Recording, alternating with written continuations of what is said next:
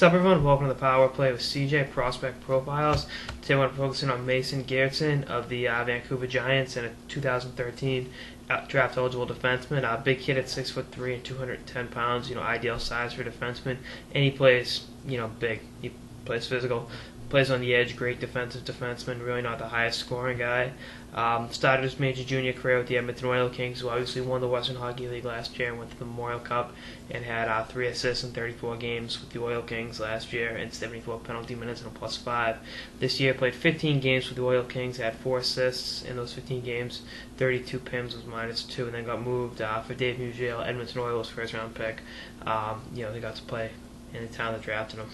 It's pretty. I just wanted to not get sidetracked too long, but it's kind of like who was it? Louis LeBlanc, the Montreal Canadiens prospect, playing for the Montreal junior team a couple years ago. It's kind of a pretty cool dynamic. Usually I'll go out there, but back to Geertsen.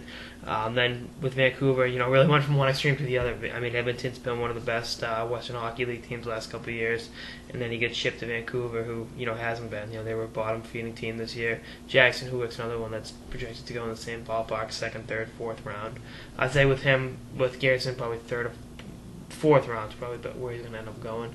But he had 10 points in 58 games, also 98 penalty minutes. He's funny, he fought Mitch Moroz, Edmonton Oilers prospect, Edmonton Oil Kings winger, one of his former teammates, twice in one game with the Giants. So I don't know if there was a little rift going on in the locker room or if it was just boys being boys.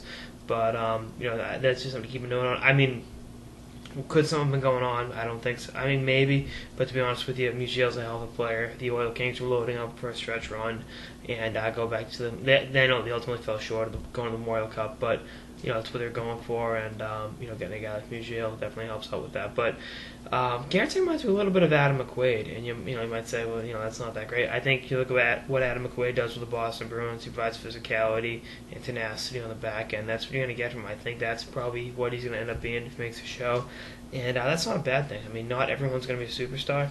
And I mean, you look at the role Adam McQuaid had for the Boston Bruins 2 years ago, and they won the Stanley Cup, and even his role this year in the finals with them. Really just providing a thumping presence back there to keep opponents honest, and that's Geertsen's game.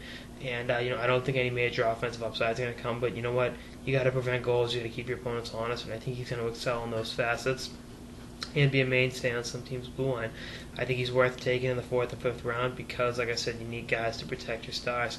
He's willing to drop the gloves. He's willing to play. He plays physical on night-in, night-out basis.